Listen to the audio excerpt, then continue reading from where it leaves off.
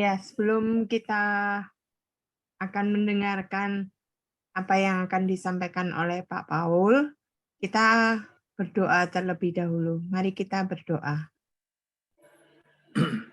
Bapa di surga, kami percaya Engkau hadir bersama dengan kami melalui media Zoom ini. Engkau yang memberkati setiap kami yang akan mendengarkan, Pak Paul yang akan menyampaikan kebenaran firman-Mu, Kau sendiri yang boleh memberikan hikmat.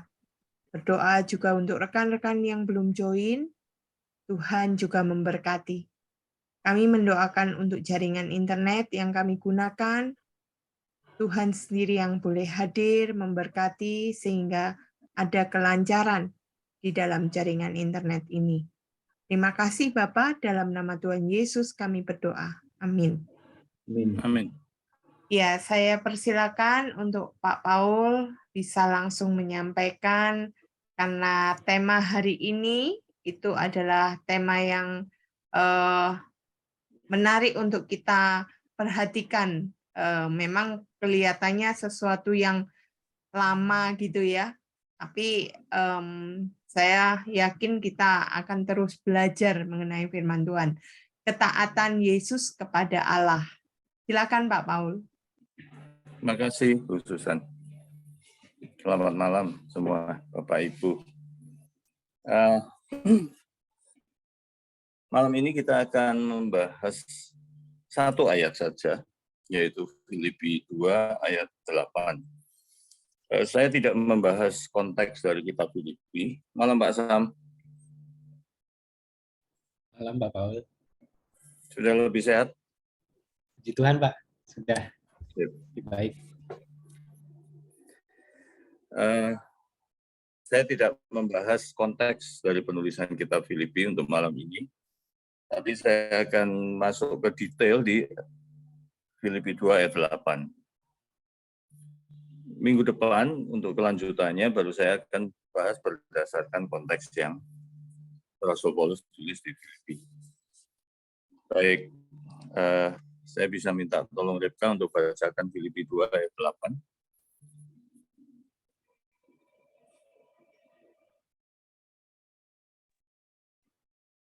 Filipi 2 ya Pak ya?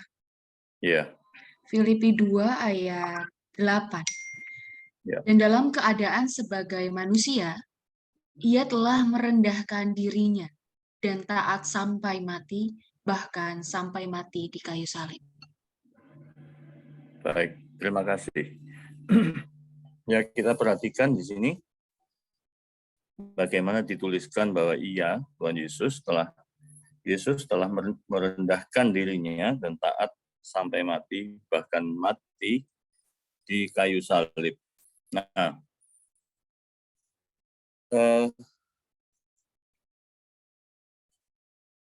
perjalanan Yesus sendiri di dunia ini kan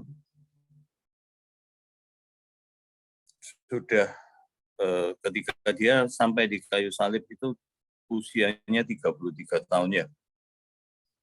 Berarti sudah 33 tahun dia menempuh suatu perjalanan, dan ini perjalanan yang penuh dengan ketaatan dia kepada Bapa. Dan di ayat 8 ini digambarkan bahwa dia mati di kayu salib. Itu adalah puncak ketaatan Tuhan Yesus.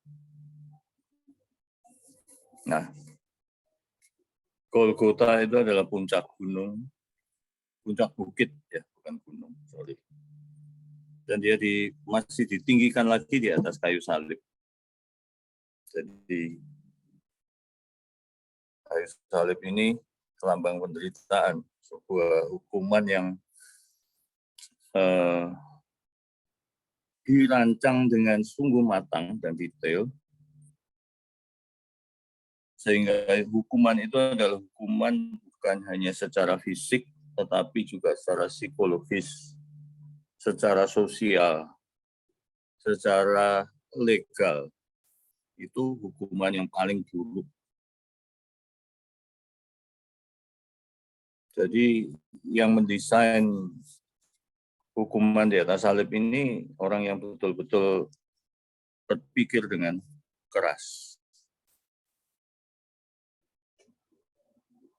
Nah, di puncak ketaatan Tuhan Yesus ini kita bisa melihat berbagai puncak yang lain. Ya, kalau kita bahas, ya kita coba untuk diskusikan nih. Secara fisik, maka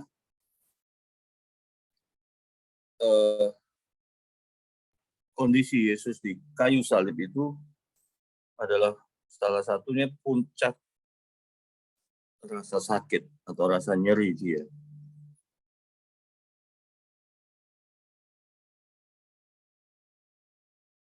Kita juga bisa melihat itu sebagai sebuah puncak kehancurannya dia secara fisik.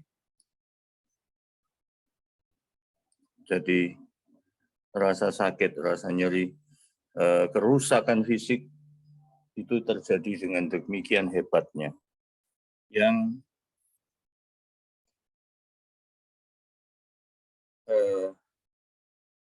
bisa dibayangkan tidak ada yang lebih dari itu lagi kalau kita mau pikirkan ya. Siksaan yang dia terima bahkan lebih dari orang-orang lain yang disalibkan bersama dengan dia. Jadi pelampiasan kebencian manusia saat itu kepada Yesus itu juga sebuah puncak kebencian mereka. Dan Tuhan Yesus harus menderita ya. Secara fisik itu adalah puncak penderitaan secara fisik. Lalu apalagi kalau secara sosial dan secara psikologis apa yang kita bisa sebutkan di sini? Mari silakan.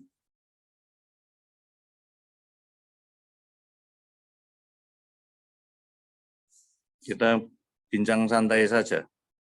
Jangan tegang-tegang.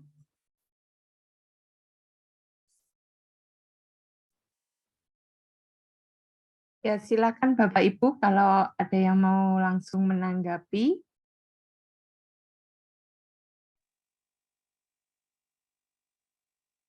Kalau saya melihat untuk penderitaan sosial yang dialami oleh Yesus ini adalah ketika dicemooh ya Pak, ketika itu rasa di mana terintimidasi itu pasti dirasakan oleh Tuhan Yesus gitu. Ya walaupun ia tahu bahwa ini wujud dari ketaatannya, gitu.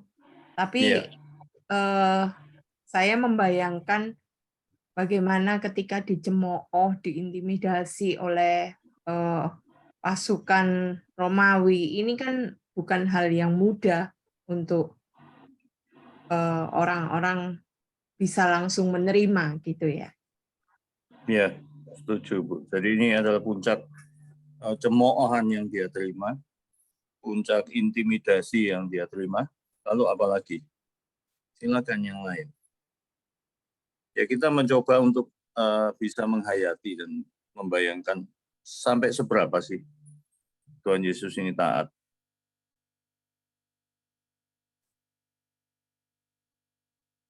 Silakan.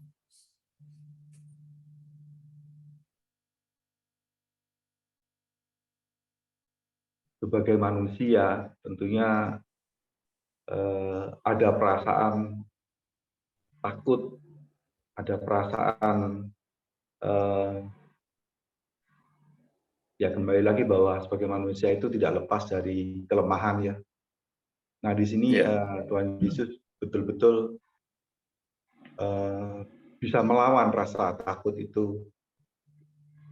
Karena ketika kalau kita melihat perjalanan sebelum Tuhan Yesus ditangkap itu sempat Tuhan Yesus sendiri berdoa pada malam itu dan memohon secara manusiawi, memohon cawan itu pergi darinya. Tapi kembali lagi bahwa Tuhan Yesus menunjukkan ketaatannya kehendak Bapa yang terjadi.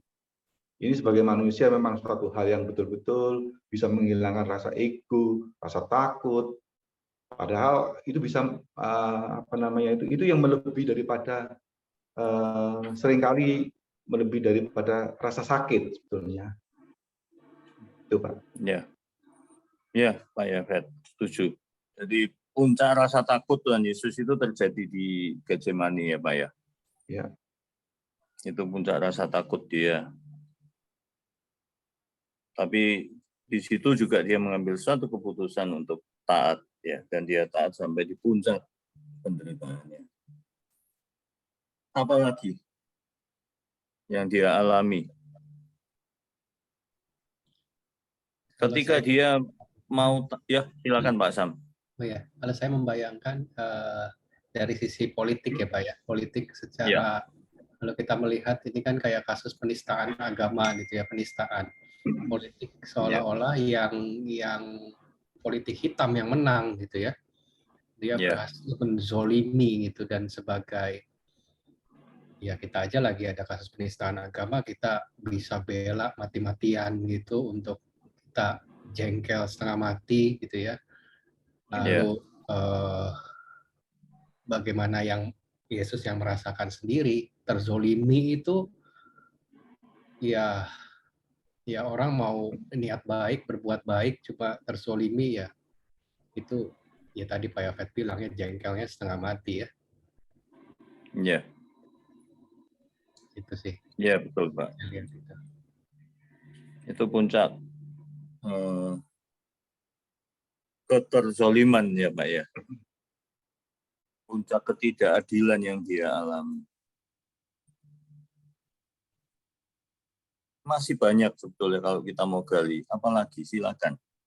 Kita coba untuk menggali dan berdiskusi, itu akan sangat menarik nanti. Mari yang lain.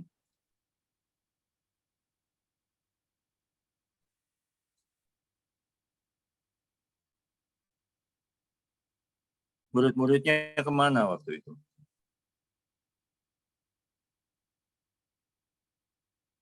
Lari semua. Jadi itu puncak apa itu? Ditinggalkan. Puncak ketersendirian ya Pak ya. Iya. Puncak kesunyian, puncak ketersendirian di mana semua orang dekat meninggalkan dia. Sekaligus itu puncak pengkhianatan yang dilakukan oleh para murid.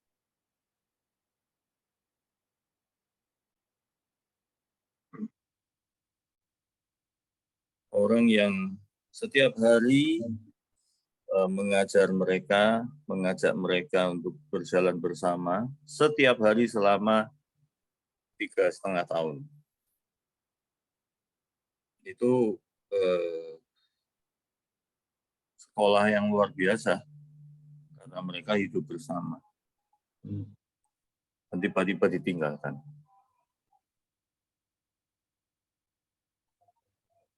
Dia harus sendiri berjalan memikul salib dan dipakukan di atas salib itu. Apalagi? Mari yang lain. Ripka, ada ide apa?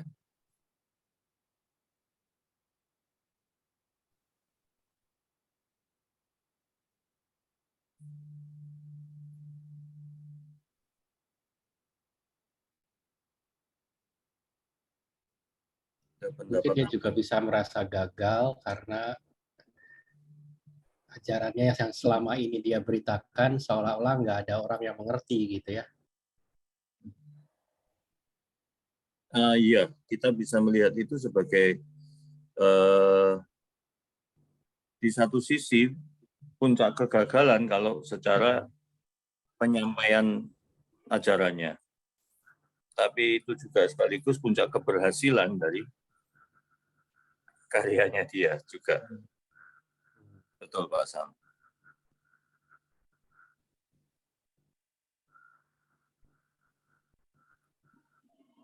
Mari yang lain. Flo, jangan diam aja Flo. Buat Wid.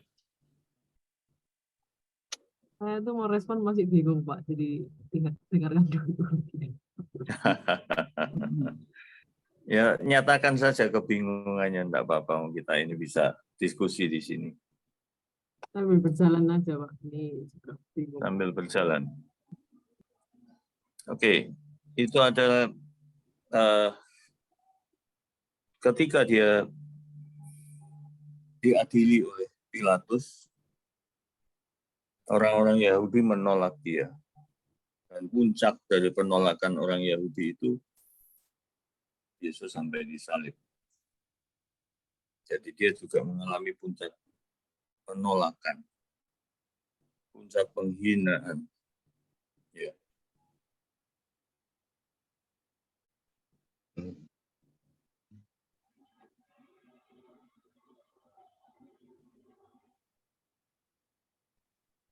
Itu sekaligus menjadi puncak dari karya Tuhan Yesus sendiri. Karena disitulah puncak pengampunan Allah kepada manusia terjadi. Di kayu salib itu. Proses pengampunan Allah kepada manusia, atas dosa manusia, itu puncaknya ada di kayu salib. Jadi sebagai puncak kematian, puncak penderitaan, puncak kesakitan, dan puncak semua yang buruk itu tadi, pada saat yang sama, itu menjadi puncak kehidupan bagi kita manusia yang percaya.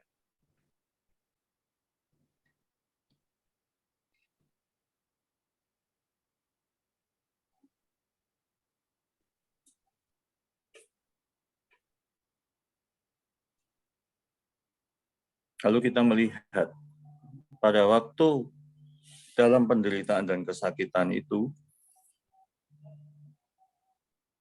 Tuhan Yesus masih sempat memperhatikan ibunya.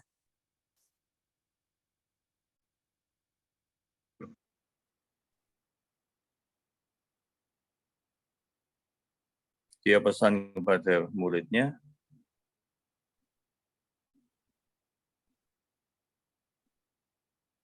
murid, itulah ibumu. Inilah ibumu, ya. Ibu, inilah anakmu. Di situ Tuhan Yesus berada pada puncak perhatiannya kepada keluarga juga. Di tengah penderitaan yang luar biasa.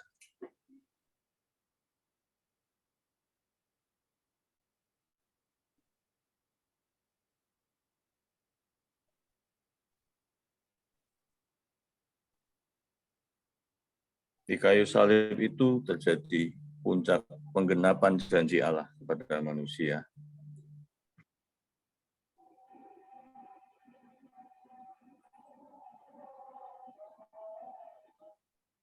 Semua penderitaan yang Tuhan Yesus alami ini, apakah sesuatu yang kebetulan atau sesuatu yang memang sudah dirancang?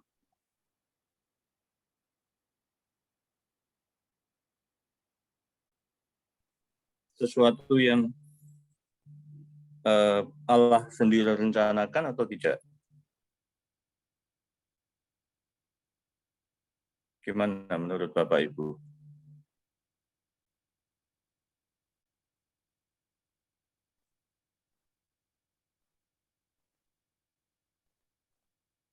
Dari sisi kealahan, ini memang merupakan rancangan Tuhan, rancangan Allah. Tapi dari sisi kemanusiaan Tuhan Yesus sendiri, itu merupakan, ya sebetulnya jadi beban, jadi tadi itu di mana Tuhan Yesus harus taat untuk menjalaninya. Karena kalau misalkan tidak taat, akan gagal lah semua rencana Tuhan itu. Sehingga ini kontradiksi yang terus terangnya kontradiksi yang seringkali diperdebatkan oleh saudara-saudara kita di sebelah. Kalau memang apa namanya itu dirancang oleh Tuhan, berarti kan apa namanya itu sebetulnya sia-sia sebetulnya gitu. Tapi kalau dari sisi kemanusiaan tentunya ini suatu hal yang memang Tuhan Yesus yang memang harus menjalani seperti itu untuk menepati apa namanya dikatakan ketaatan tadi. Itu mungkin pendapat saya, Pak Paul. Ya, Pak. Mungkin yang lain-lain. Ini sebuah puncak paradoks. Iya. Mari yang lain. Kita belajar untuk berinteraksi, kita belajar untuk diskusi. Yang seru aja, nggak apa-apa, nggak ada yang salah. Kalau saya lihat, boleh katakan gitu ya, ini dasar teologinya Yesus gitu ya. Teologi pengenalan Yesus kepada Bapaknya gitu. Kalau cuma yang tadi Pak Yofet sambung saya, kalau cuma ini kesalehan atas kepatuhan moral atau sekedar menjalankan tugas, ya itu ya sebagai manusia mungkin dia nggak sanggup, tapi ya itu yang ditekankan ini ya teologinya Yesus gitu ya.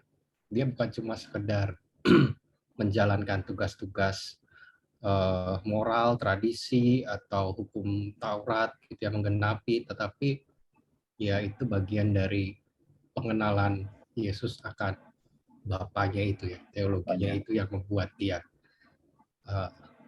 mampu gitu ya, sanggup. Ya. Kita coba baca di Yesaya 53 ayat 10.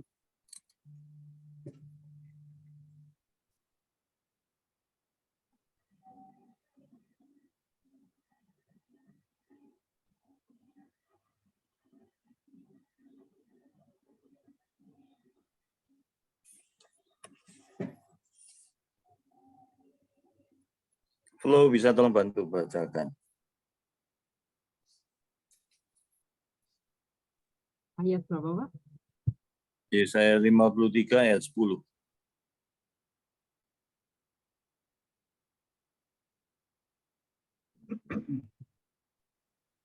Yang bagian A saja.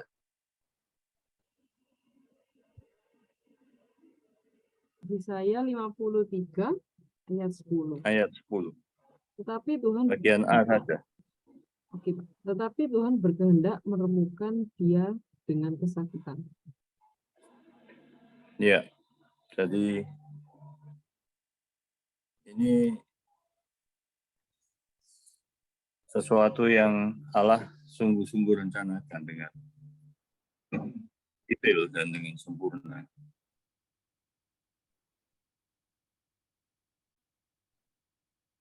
Dan di situ kita melihat bahwa Tuhan Yesus sudah tahu sebetulnya, karena dia sudah katakan berkali-kali ke muridnya, ke tempat aku pergi, kamu tidak bisa ikut. Ya, ke kayu salib ini, murid-murid tidak akan sanggup untuk ikut, dan mereka memang lari semua.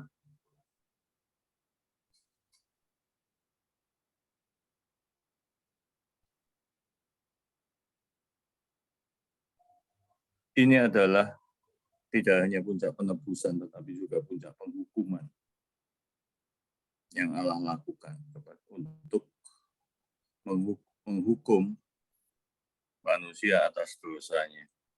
Tapi itu tidak ditanggungkan ke manusia, tapi Yesus yang menanggungnya. Jadi di situ juga ada puncak kasih Allah kepada manusia. Sekaligus puncak kutukan Allah atas dosa. Salib itu adalah hukuman terkutuk. Ya. Itu hukuman yang dianggap sebagai suatu kutuk. Karena dia melambangkan penolakan dari surga dan penolakan dari bumi. Karena itu digantung. Nah, kalau kita kembali ke Filipi 2 ayat 8 tadi,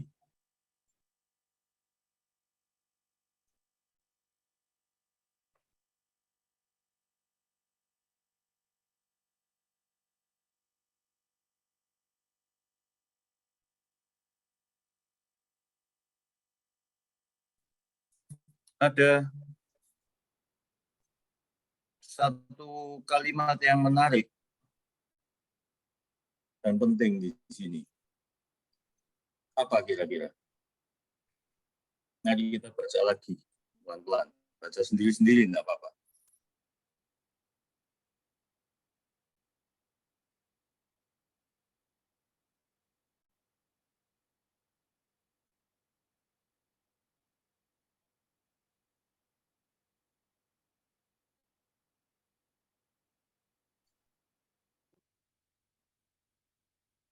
Apa menurut Bapak, Ibu, dan Saudara? Ada satu kalimat yang penting. Di bagian taat sampai mati mungkin Pak. Oke. Masih belum.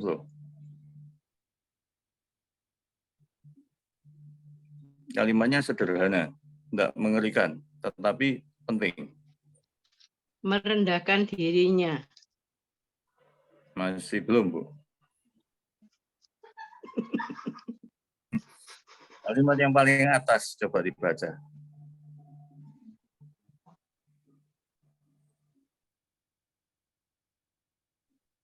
Apa itu?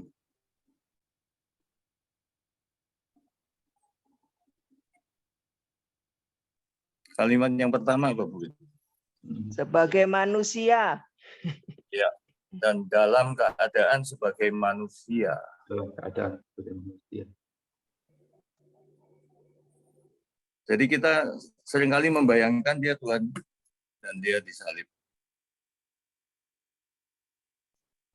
Tapi di ayat ini ditegaskan bahwa semua yang Tuhan Yesus lakukan dan semua keputusan yang dia ambil untuk taat, itu dia ambil dalam kondisinya sebagai manusia. Sebagai manusia. Ya.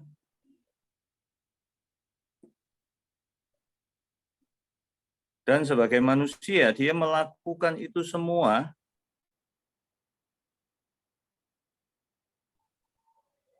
dengan terpaksa atau dengan rela.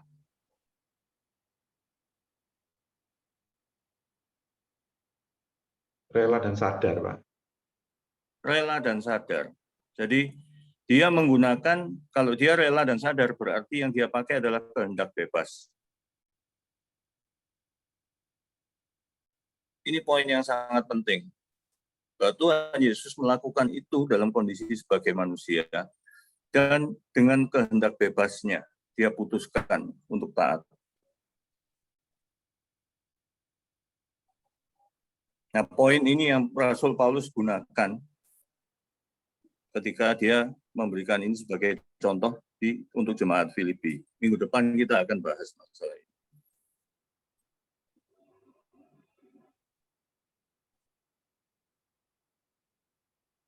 Tuhan Yesus memutuskan untuk taat itu dalam kondisinya sebagai manusia dengan penuh kesadaran, jadi dengan free will-nya, dengan kehendak bebasnya.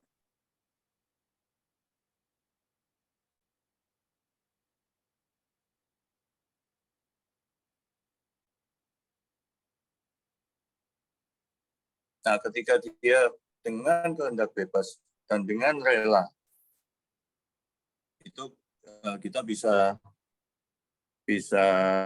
pilih seperti ini. Yang pertama, dia pasti menyediakan dirinya. Atau kita bisa sebut supaya mudah nanti kita ingat-ingat bisa dicatat.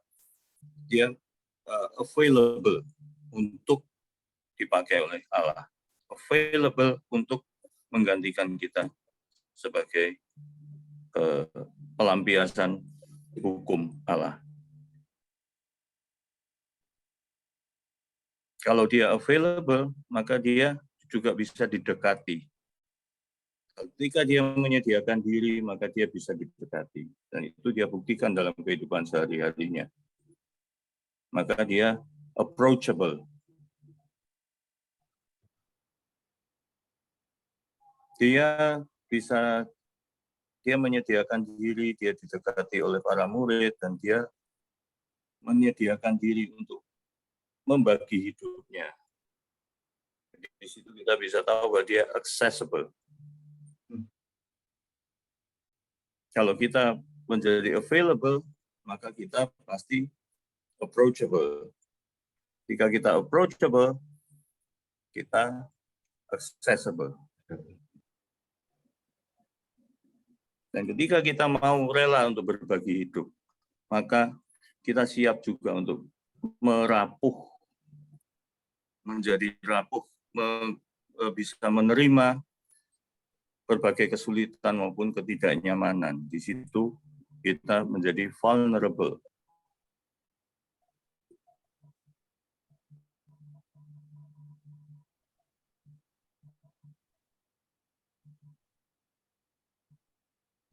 Ketika kita bisa vulnerable, kita bisa mempelajari dan belajar dari kehidupan sesama kita. Di situ kita menjadi teachable, mau diajar, mau belajar. Jadi available, approachable, accessible, vulnerable, dan teachable.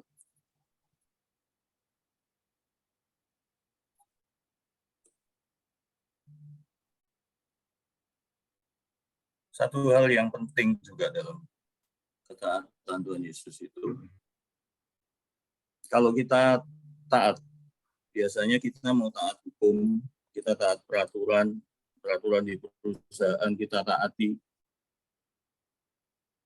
itu paradigmanya seperti apa? Kenapa kita taat?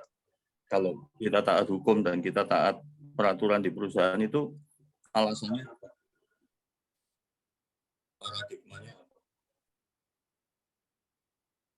Kita taat hukum karena kita takut dihukum, kan? Kita taat peraturan perusahaan supaya kita juga bisa berkarir dengan baik dan diterima di perusahaan.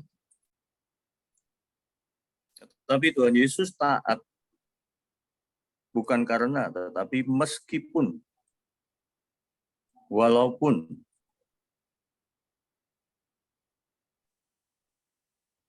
Ya, meskipun dia dicaci, meskipun dia disiksa, meskipun dia ditolak, meskipun dia dikhianati, meskipun dia diperlakukan tidak adil. Ya. Dan lebih ngeri lagi, dia menyerahkan diri untuk taat kepada orang-orang yang membenci dia. Taat diperlakukan oleh dan dijolimi tadi Pak Sam bilang oleh orang-orang yang membenci dia. Paradigma ketaatan seperti ini yang Tuhan Yesus tunjukkan.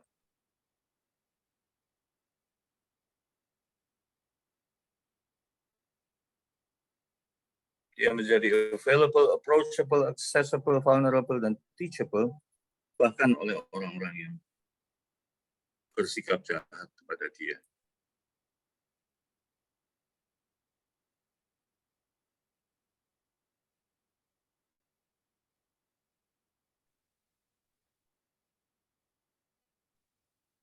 Oke, dari saya sampai sini dulu.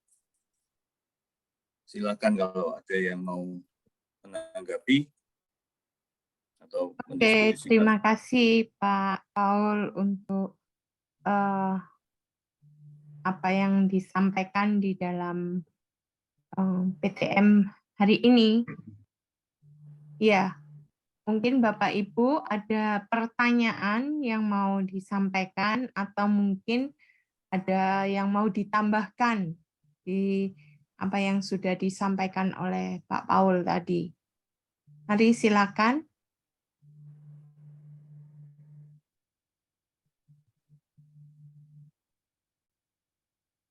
Pak Paul, dari saya ada sebuah pertanyaan. Tadi ketika saya menyimak apa yang disampaikan oleh Pak Paul tentang Filipi 2 ayat 8 tadi itu ya, tentang kata yang menarik itu dan dalam keadaan sebagai manusia. Ini memang yang kita pahami dia adalah Allah yang berkuasa gitu ya. Tapi ini keputusan ini diambil dalam keadaan Yesus sebagai manusia dan dalam keadaan yang sadar dan dilakukan dengan penuh kerelaan gitu. Nah, pertanyaan dari saya, mungkin kita ini seringkali kesusahan membedakan antara yang dilakukan oleh Yesus ini apakah sebuah kepasrahan gitu, Pak? Ya. Kalau kita bicara kepasrahan di sini, itu sebuah kepasrahan yang aktif, tapi Bu ya. Jadi pasrah dalam hal ini dia berserah, dia mau menyerahkan dirinya, dia mau membuat dirinya ini taat kepada rencana Allah. Tapi bukan pasrah karena putus asa, Bu. Ya. Setuju sekali. Sudah berusaha untuk mencari keadilan gitu ya, tapi tetap ketidakadilan yang kita terima ya wis pasrah, wis mau apa lagi, saya tidak mampu lagi gitu ya, bukan itu. Ya. Setuju, Pak. Ya. Dan di dalam kehidupan realita yang terjadi itu seringkali pasrahnya itu ya sudah karena kita nggak bisa ngapain gitu ya, akhirnya pasif gitu, bukan pasrah yang aktif tapi pasrah yang ya sudahlah mau diapain lagi gitu, dengan kata lain mungkin seperti itu. Padahal yang dilakukan oleh Yesus itu bukan dengan kepasrahan yang pasif, tapi dengan sadar itu ya Pak, menjadi menarik ketika orang melakukan dengan penuh kesadaran, dengan penuh kerelaan, itu menjadi sesuatu bagian. Kelihatannya memang pasrah, nggak berbuat apa-apa gitu. Tapi itu menjadi sesuatu yang aktif seperti tadi yang disampaikan Pak Paul. Ya, terima kasih Pak Paul. Silakan. Itu kan kalau kita melihat perjuangan dari para martir ya, tidak hanya pada masa Alkitab, sampai hari ini, bagaimana para misioneri itu masih banyak yang mengalami penyiksaan maupun pembunuhan. Tapi mereka memasuki semua bahaya itu dengan penuh kesadaran dan kerelaan. Jadi apa yang Tuhan Yesus contohkan ini bukan sesuatu yang tidak bisa dilakukan, tetapi sesuatu yang bisa dilakukan dengan catatan Roh Kudus yang membimbing dan menguasai. Ya, Tuhan yang melakukan itu melalui kita. Oke, lanjut. Ya, silakan Bapak Ibu yang mau bertanya atau mau menanggapi.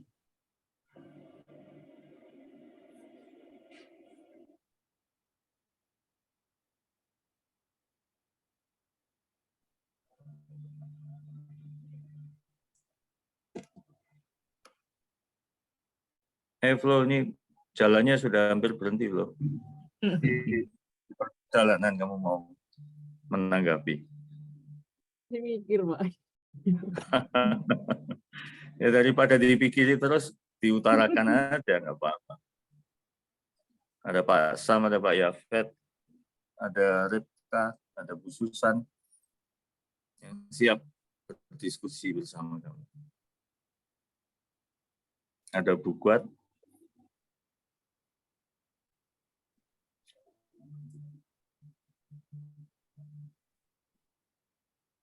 Silakan, supaya diskusi kita bisa menarik.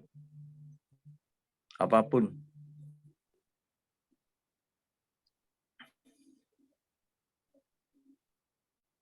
Mari Bapak Ibu, tema ketaatan Yesus kepada Allah ini tadi ada beberapa penderitaan, puncak penderitaan yang disampaikan oleh Pak Paul dan rekan-rekan semua. Dan ini juga tidak jauh dari apa yang sering kita alami di dalam kehidupan. Ketika kita itu dikhianati, ini kan bicara soal pengkhianatan ini tema yang menarik gitu loh ya.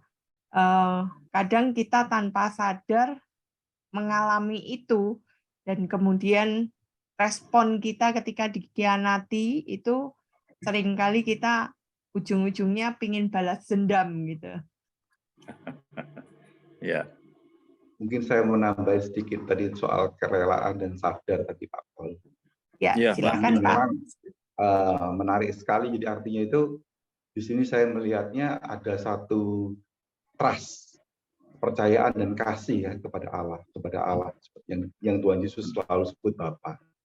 Jadi artinya itu ketika jalan itu harus ditempuh, selain dia itu sudah sebagai manusia dia itu sadar dan rela, tapi dia itu ada satu trust, kepercayaan, percaya betul bahwa apa yang dia lakukan itu sesuai dengan perintah Allah.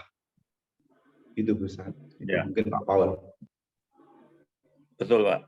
Jadi tadi kan kita membaca Yesaya juga ya Pak, ya Fed ya. Iya. Dan di sana Allah memang merancang suatu hukuman yang luar biasa di sini. Dan dia menyerahkan dirinya untuk menjalani hukuman itu. Nah, itu dari sisi, dari sudut pandang ketaatan dia kepada Bapa. Tadi kita bahas juga bahwa dia taat sekalipun diperlakukan tidak adil dan lain-lain. Maka ketika dia taat sekalipun, itu yang memperlakukan ketidakadilan kepada dia ini siapa? Allah atau manusia? Manusia. Manusia. Jadi luar biasa. Ketaatan Tuhan Yesus ini, kalau kita lihat dari dimensi Allah, itu adalah ketaatan dia kepada Allah. Tetapi sekaligus ketaatan dia ketika manusia memperlakukan dia dengan tidak adil.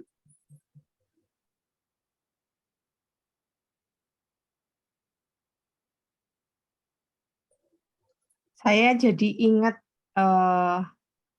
singkatan dari taat yang pernah disampaikan oleh Pak Sis. Pak Sis ini seringkali mengulang-ulang singkatan dari taat ini sehingga mancep, kalau di saya itu mancep sekali gitu ya.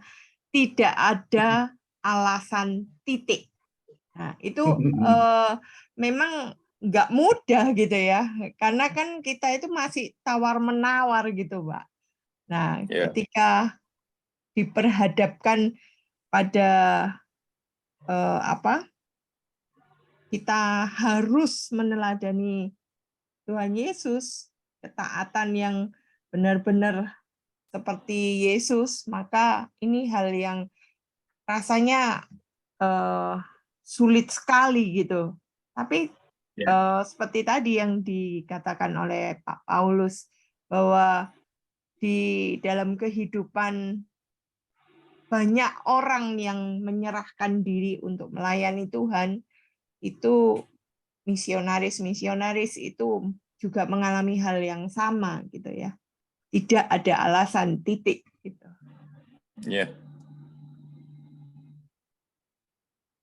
Tapi reaksi kita ketika kita diperlakukan tidak adil atau kita melihat orang yang kita kagumi, orang yang kita merasa kita sayangi itu diperlakukan tidak adil,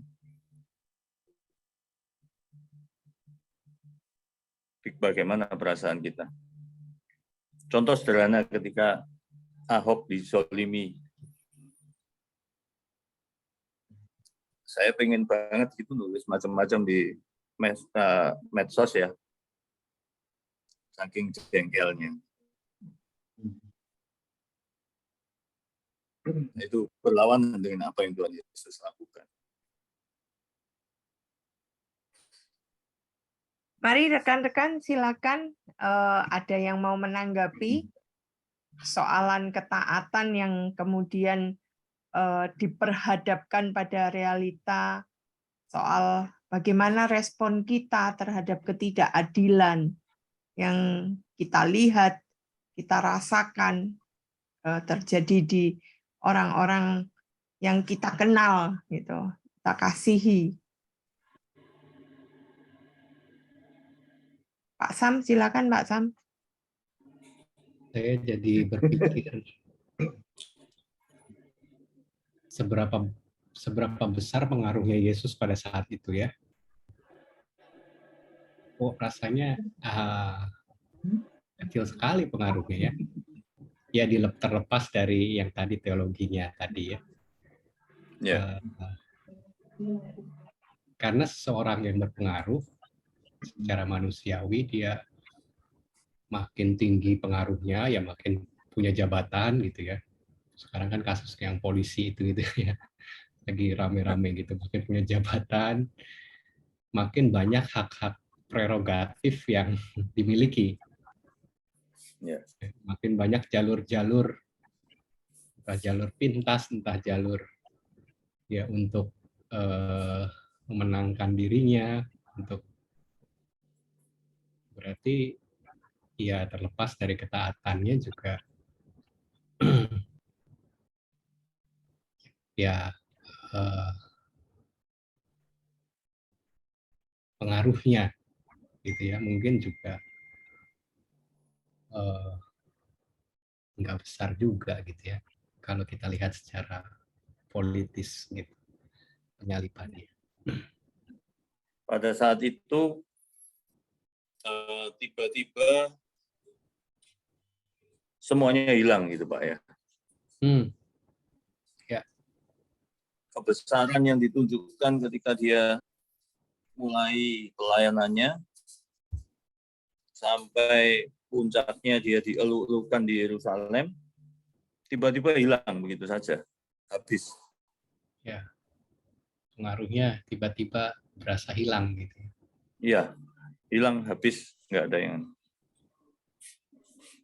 Tapi nanti kapan-kapan kita belajar juga bahwa ketika dia mati, kepala pasukan Romawi mengatakan sungguh dia ini anak Allah.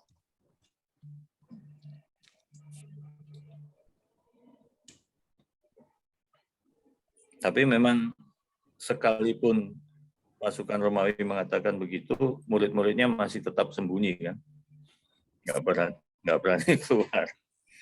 Ya, itu suatu proses yang menarik untuk kita pelajari nanti selanjutnya. Minggu depan kita akan bahas dari kenapa Rasul Paulus menuliskan ini.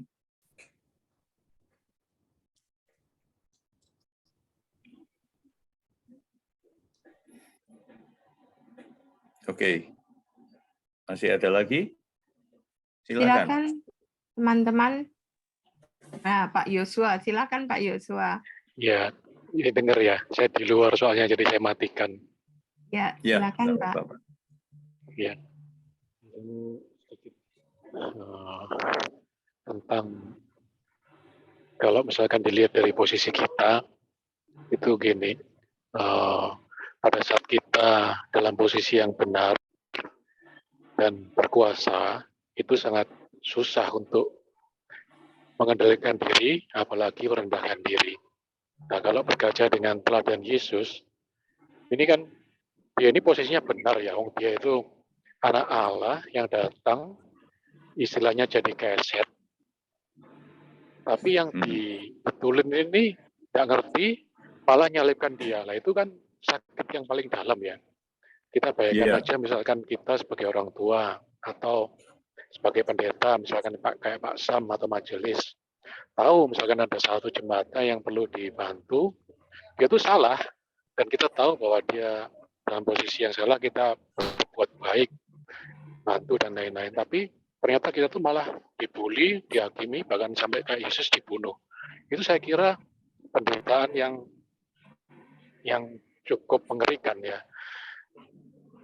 Apalagi kita sekarang ini kan nggak mungkin, di Indonesia ini kan relatif aman ya. Ya kita nggak minta sesuatu yang ekstrim. Paling apa sih yang kita terima itu dalam kaitannya dengan misalkan dengan orang lain yang bisa kita dilakukan untuk kita. Paling ya pendirian gereja. Kan kita nggak mungkin diburu-buru sampai dibunuh ya gimana. Biasanya itu paling berkaitan dengan harga diri dan ego kita.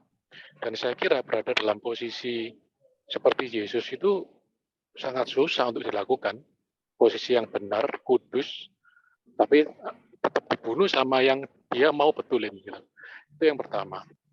Yang kedua, posisi Yesus yang sangat susah ditiru itu gini, dia berada posisi yang berkuasa loh. Bahkan dia kan sempat ngomong sama salah satu muridnya kan, apakah kamu mengira bahwa aku itu tidak bisa mengirimkan malaikat untuk menyikat habis semua tentara Romawi ini. Berarti kan dia punya power sebagai anak Allah. Ya. Nah, misalkan kita punya power ya, dan kayak Sambo, dia punya power ya, seperti yang disinggung sama Pak Sam. Akan sangat lebih susah daripada orang yang nggak punya power untuk melakukan hal yang untuk membalas kelakuan yang lain, benar nggak? Jadi saya kira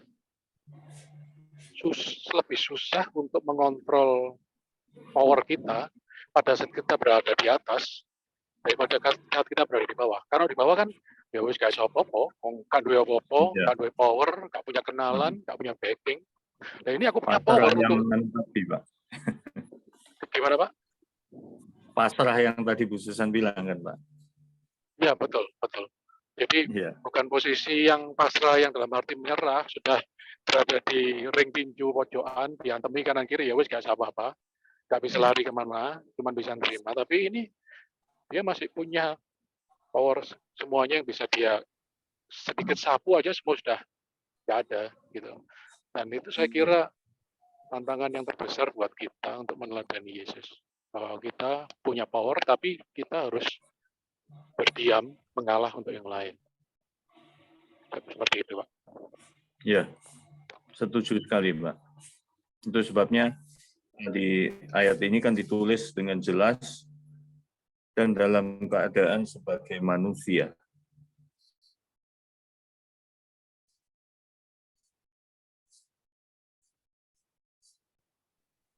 Kalau berbicara powernya dia tidak terbatas, tidak ada yang bisa menang. Tetapi dia mau taat kepada manusia yang memperlakukan dia dengan tidak adil. Ini sebuah paradigma ketaatan yang memang sulit diterima, tetapi ini sesuatu yang Tuhan ajarkan kepada kita. Iya, betul, Pak. Luar biasa. Terima kasih, Pak Yuswa. Ya, Pak. Tuhan berkati. Ada lagi?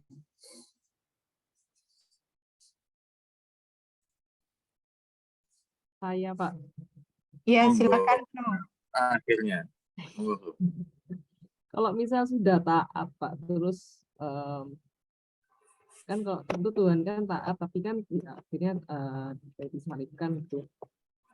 Jadi kan Tuhan ya ini satu rencana Tuhan, rencana Allah. Nah, sorry, Yesus maksudnya.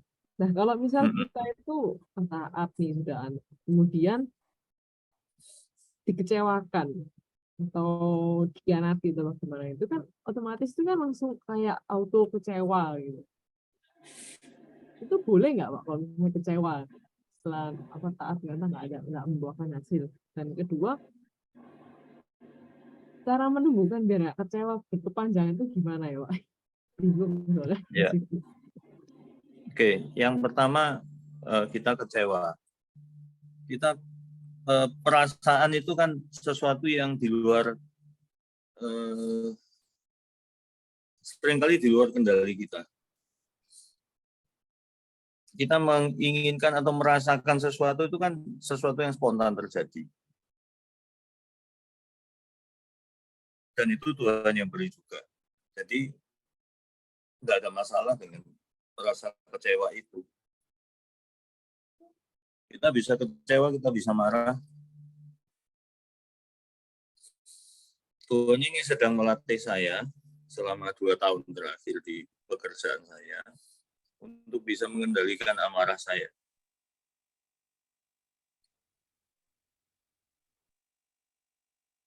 Saya orang lapangan, urusannya urusan keras-keras, jadi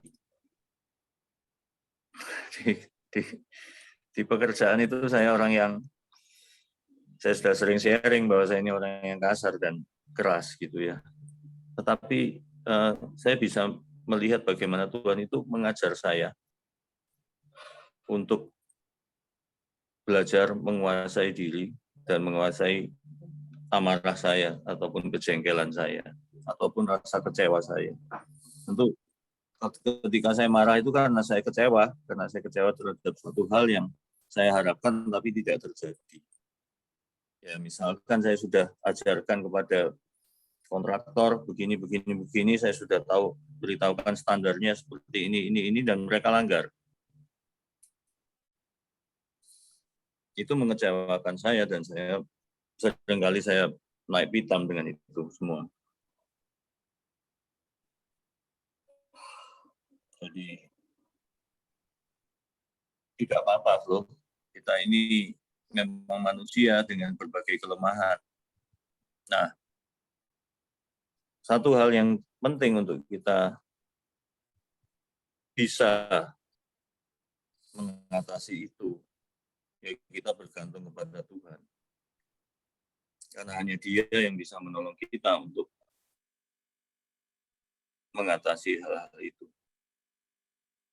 Tuhan Yesus pun ketika Dia berdoa di Getsemani,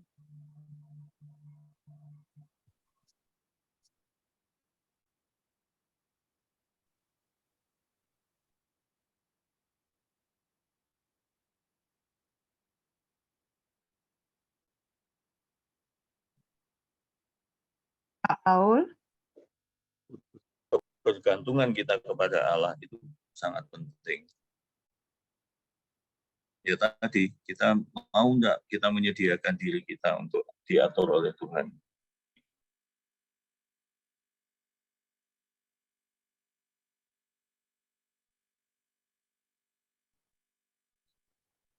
Maukah kita merelakan diri kita untuk diajar? Ada singkatan yang menarik, yaitu FAT. FAT. Artinya apa itu? FAT itu apa? Bahasa Indonesianya gemuk. Tapi FAT yang ini beda. F-nya itu faithful, A-nya itu available, T-nya itu teachable. Jadi kita belajar untuk setia kepada Tuhan, menyediakan diri untuk diatur oleh Tuhan, dan mau diajar. Prosesnya tidak akan bisa langsung, bro.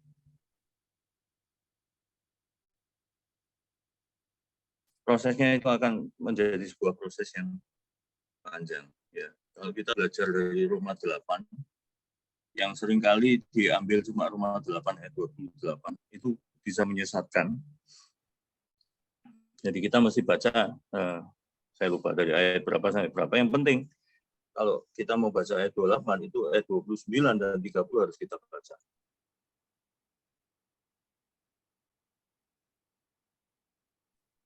Itu sebuah proses yang Allah lakukan dalam kehidupan setiap orang percaya.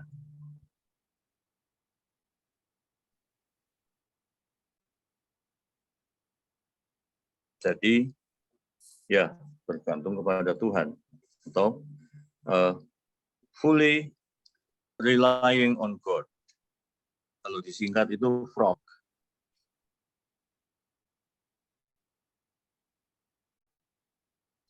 Jadi be a fat frog.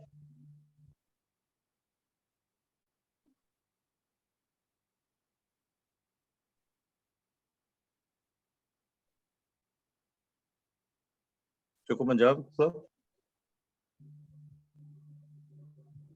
Pak, saya salah mengikutinya. Kenapa? Ya apa ya, kadang kalau di saya tuh susahnya gini, kalau sudah kecewa itu bingung kayak harus gimana. Terus ya itu kan jadi pemikiran saya gitu. Ya. Suaramu hilang, Flo. Kepencet. Oh, Kepencet mute. itu saya sih. Ya, memang tidak gampang, Bro. Saya masih sulit untuk tidak marah.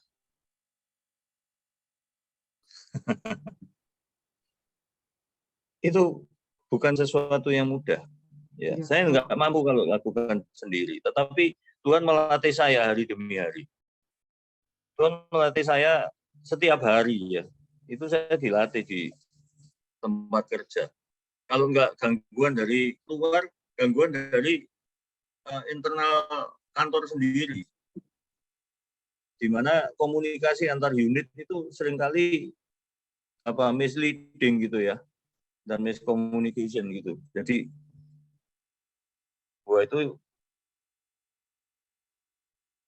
saya bisa jengkel juga. Baru seminggu yang lalu saya juga marah ke unit yang lain karena merasa dihambat gitu ya. Jadi tidak mudah untuk menghilangkan rasa kecewa. Tidak mudah untuk memanage perasaan kita kan. Mau tanya Pak, kalau Pak Paul cara menahan emosi itu gimana Pak? Saya nggak bisa. Karena ya saya ke orang tua saja lah, ke mama. Akhir-akhir ini tuh saya sangat kayak sumpah sekali gitu dengan orang tua, terutama mama gitu. Saya masih belum bisa menerima mama ini kenapa sih kok sangat susah untuk dimengerti, sudah dibayarkan masih aja mengecewakan saya. Berarti ya kayak jangan terlalu egois gitu. Saya itu kan bilang, tapi ya tetap jengkel sampai terakhir itu setiap kali mama minta tugas nih kamu harus begini, saya selalu bantah. Itu lama jangan suruh-suruh, aku juga repot, kamu bisa nulis sendiri aja. Nah, saya sebenarnya tahu dosa kalau membantah orang tua kayak gitu tuh ya jahat gitu. Cuma saya terakhir sampai muak sudah, saya pengen nyari ke psikolog kayak kenapa kok harus sampai terjadi terus-terusan, dan saya nggak bisa tumpah itu sampai sekarang gitu. Sudah berusaha menerima tapi ya masa hanya menerima aja, berikan kalah gitu, bukan kalah yang kalah emosi kayak kok pasrah aja gitu. Jadi kan saya bingung menahan emosi itu bagaimana sebenarnya. Ada satu pemahaman yang mungkin yang pasti akan bisa menolong kita. Ya, pemahaman bahwa ketika Tuhan Yesus mengalami semua di kayu salib ini,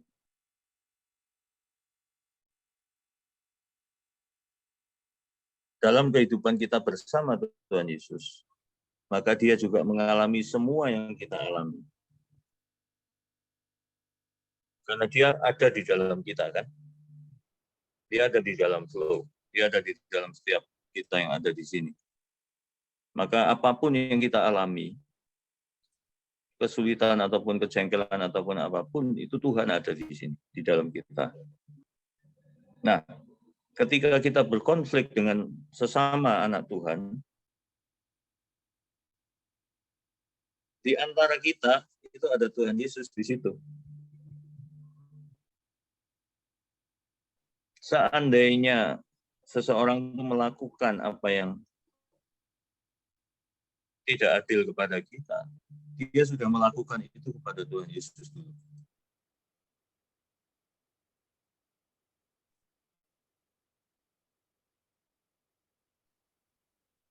Itu konsep yang kita perlu tanamkan sehingga kita tahu.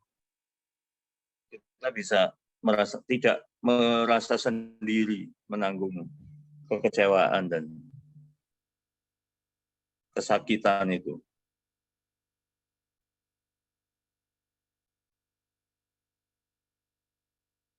Konflik yang paling sulit untuk kita atasi adalah konflik dengan keluarga sendiri, betul ya? Betul. Saya dulu sakit hati sama papa saya.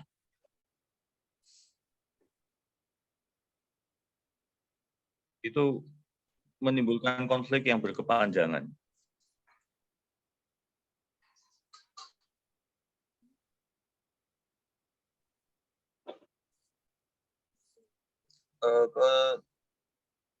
Sakit hati saya itu terbawa sekalipun saya sudah menerima Kristus waktu itu.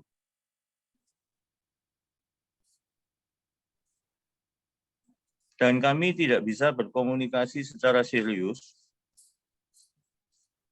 lebih dari 10 menit.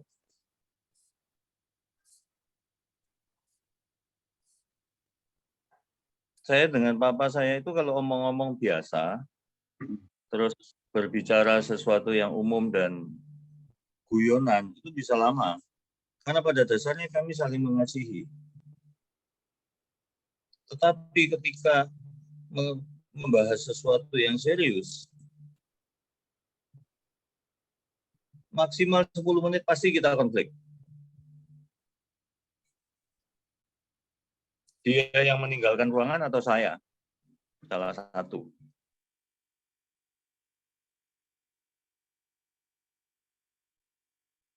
Saya berdoa untuk hal tersebut. Tapi itu tetap terjadi berpuluh-puluh tahun. Tanpa saya sadari suatu hari, hal itu hilang begitu saja. Saya bisa bicara sama dia dengan enak sekali.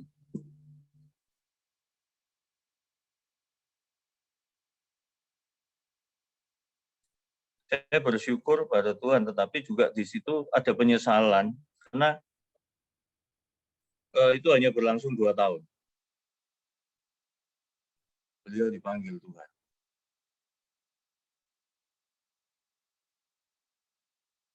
Selama saya remaja sampai saya punya 2 anak, itu konflik nggak selesai. Baru 2 tahun menjelang dia meninggal, tiba-tiba semuanya menjadi baik gitu ya. Sampai setelah dia meninggal, saya ini salah satu hobi saya itu ke supermarket, beli buah dan beli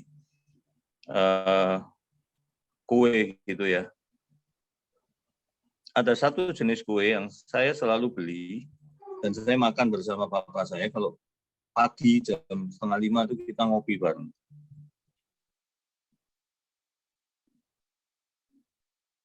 Saya ambil kue itu, saya bawa. Menjelang ke kasir, tiba-tiba saya lihat kue itu saya tidak kuat. Saya balikin ke rak, tidak jadi beli. Itu terjadi selama 3 bulan. Setelah papa saya dipanggil Tuhan. Jadi sebetulnya ada relasi yang sangat baik. Dan saya merasa sangat kehilangan. Walaupun sekian puluh tahun kami berada dalam suatu konflik yang ya tidak sampai berat, tidak sampai kasar, tapi itu ya berat saya karena sulit sekali buat kita untuk berdiskusi dengan benar.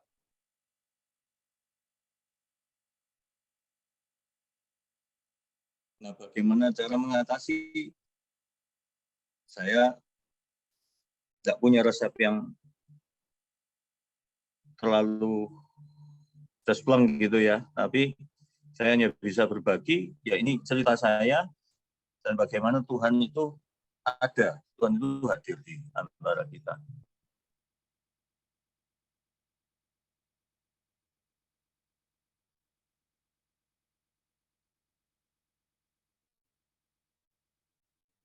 Oke, ada lagi yang lain?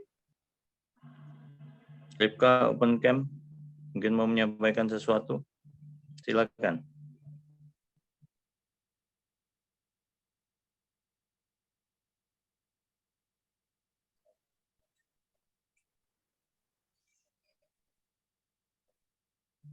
Oke, kalau nggak ada lagi yang lain, Pak Paul mau memberikan closing statement untuk di bagian pertama ini.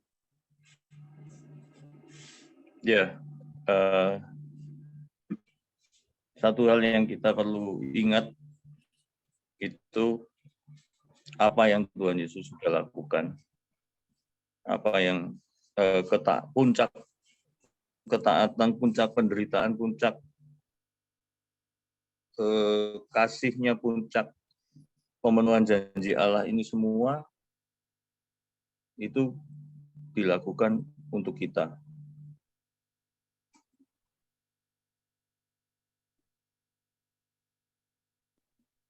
Jadi dengan semua penderitaan yang dia alami, dia juga mengalami setiap penderitaan yang kita alami juga. Karena dia ada bersama dengan kita.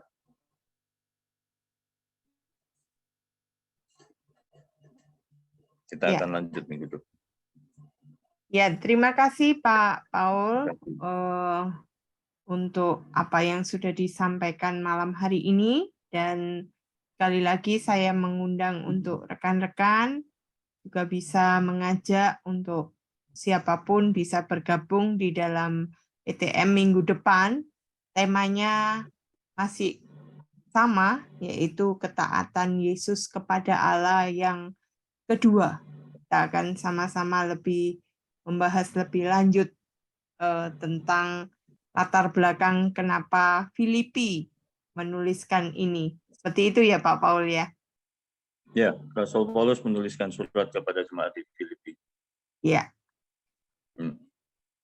Kita akan menutup dalam doa. Terima kasih untuk kesediaan rekan-rekan bergabung di dalam PTM malam hari ini. Mari kita berdoa. Kami bersyukur Tuhan, kalau malam hari ini kami boleh bersama-sama berdiskusi, kami boleh mendengarkan, bahkan kami semakin memahami bahwa ketika kami menjalani hidup, kami diajak untuk meneladani Engkau. Ini bukanlah hal yang mudah untuk kami lakukan di dalam hidup, tetapi dengan tuntunan Roh Kudus yang akan memimpin kami. Terima kasih untuk Pak Paul, dan terima kasih untuk kami semua yang boleh hadir, yang boleh mendengarkan. Kiranya Tuhan terus memberkati kami. Dalam Kristus Tuhan kami berdoa. Amin. Amin. Amin. Terima kasih Pak Paul. Selamat malam untuk rekan-rekan. Malam. Malam. Teman-teman. Terima kasih, selamat malam. Salam. Malam.